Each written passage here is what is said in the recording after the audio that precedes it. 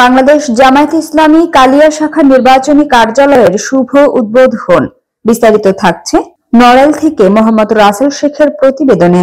নড়াইল জেলার কালিয়া উপজেলার কালিয়া বাস স্ট্যান্ডে 27 নভেম্বর 2025 বৃহস্পতিবার বিকাল 4 ঘটিকার সময় বাংলাদেশ জামায়াত ইসলামী কালিয়া শাখা নির্বাচনী কার্যালয়ের আনুষ্ঠানিক উদ্বোধন সম্পন্ন হয়েছে।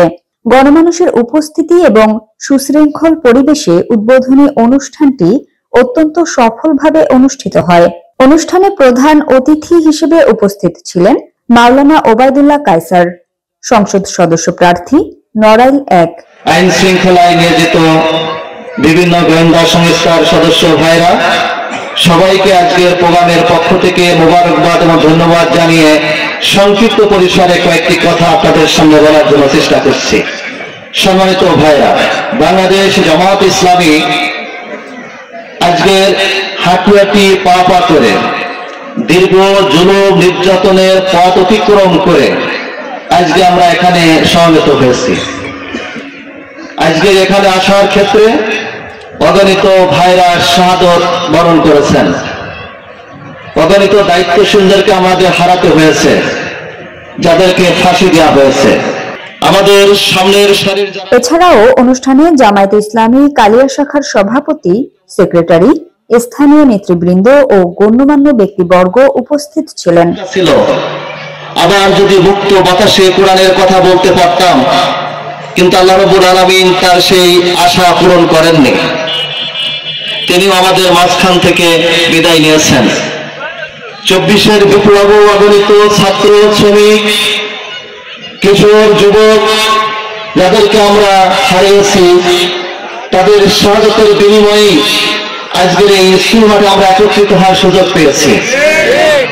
তারা যদি জীবন বাজি রেখে এইভাবে যদি অগ্রসর না হতেন, আবু সাঈদ যদি ভোট পেতে না দিতেন, তাহলে হয়তো বা আজকে ওবায়দুল্লাহ কায়সার এখানে দাঁড়িয়ে বক্তব্য দেওয়ার কোনো সুযোগ পেত না।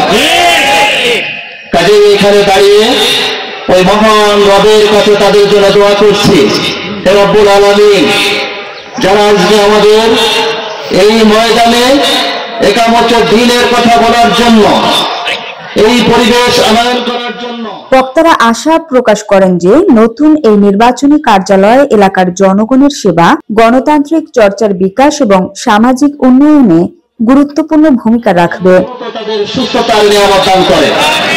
সম্মানিত ভাইরা, আমরা এমন একটি প্রেক্ষাপট অতিক্রম করতেছি, বাংলাদেশ জামায়াত ইসলামী এই জমিনে একটি মানবিক বাংলাদেশ, একটি ইনসাফপূর্ণ বাংলাদেশ, একটি শান্তিপ্রিয় বাংলাদেশ তৈরি করার জন্য আমরা ওয়াদাবদ্ধ এই জাতির সামনে। প্রিয় ভাইরা, আমরা স্বাধীনতার এই 54 বৎসরে আমরা জাতিতে শুধু বিভেদ দেখলাম।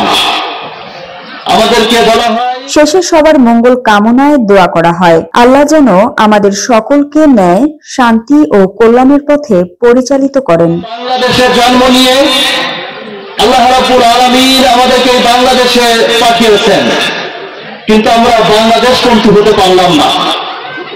কাজেই 54 বছর জাতিদেরকে যে বিভেদ তৈরি করা হয়েছে, আমরা ওই বিভেদের রাজনীতি বন্ধ করে দিয়ে আমরা বলতে চাই, বাংলাদেশে কোনো পাকিস্তানপন্থী, বাংলাদেশে কোনো ভারতপন্থী বলে কোনো লোক নেই।